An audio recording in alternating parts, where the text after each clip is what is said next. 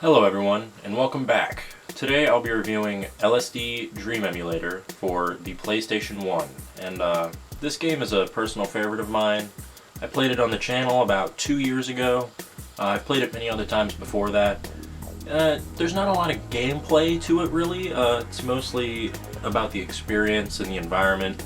It's pretty creepy, it's got a cool atmosphere, it's mostly bizarre and really weird.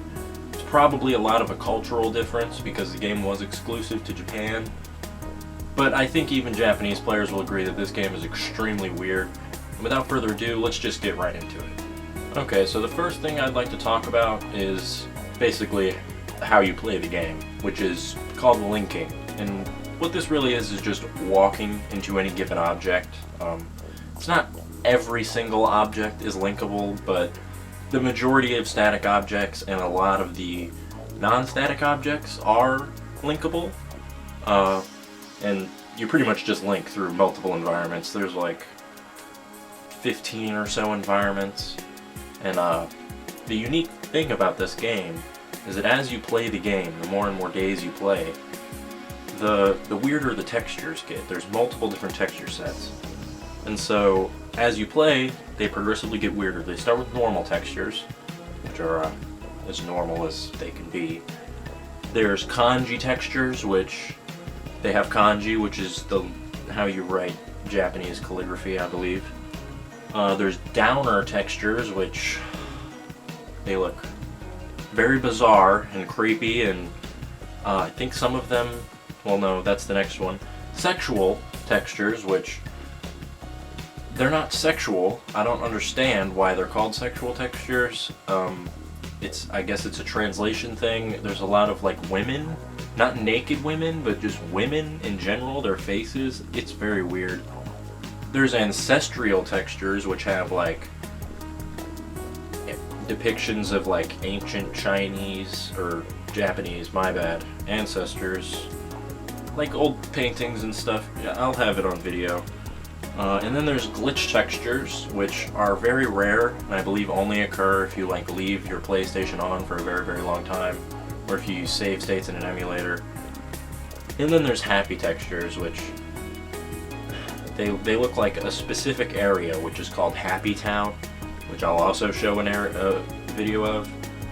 It's not very happy. It's actually quite unpleasant. It's pretty disturbing to be there.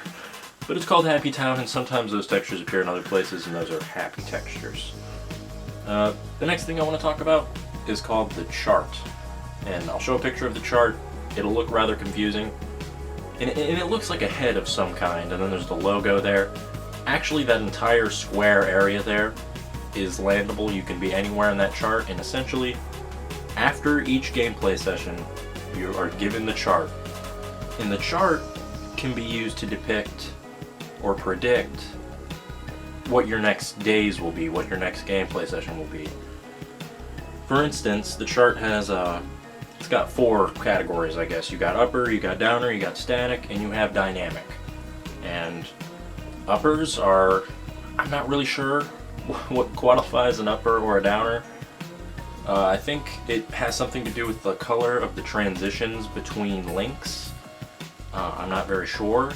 But static and dynamic, I'm pretty sure mean if you're on the more static side, you went to more places, you did more different things. And dynamic, or static, is where you don't do anything and you stay in the same place. I might have got them mixed up. I think you understand what I tried to say. But anyway, based on where you land in that chart, you can kind of predict where you'll end up. So if you're in the upper section, you're more likely to spawn in Happy Town and so on. If you're in the lower section, you're more likely to spawn in Violence District, which is just New York, I guess. And yeah, the textures in the chart are probably the most interesting things about this game for sure, but they definitely add a very weird, bizarre, and replay factor that most other games can't really achieve. Alright, so the next thing I'm going to talk about are the various kind of things in the way, obstacles, although there really aren't a ton of them, so it won't really take long. The main one, well, the other main one is holes in the ground. Those will kill you. If you fall in a hole in the ground, you'll wake up and you'll start the next day. So that will immediately end your dream. Holes aren't your friend. The water is not your friend sometimes.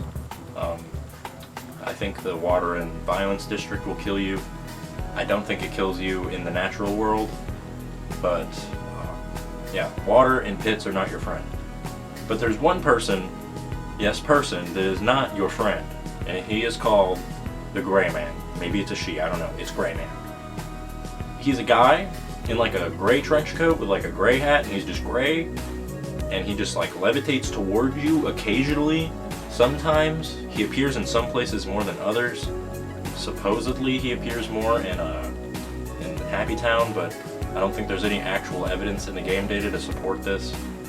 But yeah, what he does is if he gets too close to you, it'll flash the screen white and it will reset your texture progress, which, like I said before, it gets more zany and different each time, so that's kind of a huge killer. You don't want that to happen. You want to be able to maintain your progress. You want to be able to have the wildest time, because the game is not very fun if it was just bland textures. If it were just bland textures, it would be totally boring. But the fact that this game has these ultra bizarro textures and like women's faces plastered all over things, or these really contorted, warped Colonel Sanders looking, there's some crazy looking things in this game. And the Gray Man will ruin all of that for you, and you don't want that to happen. Alright, I just wanted to end this video off, and I would just like to say that I'd recommend people check out this game. I don't know if I would say that you should play the game firsthand. It's pretty clunky. It's an older game. I think it was in 1996, 1997 when this game came out. It was released by Asemic Ace. It's not really a game that aged very well. I would recommend, however, if you haven't, to watch some gameplay of it. Maybe not mine, somebody else's, I don't really care. But I think it's an interesting game that people should at least see. They should at least see what it's about and see some of the bizarro-ness that comes with the game. And I just wanted to talk about it. It's about to be Halloween, the end of the month, so there'll be more content for that. That's about it. See ya.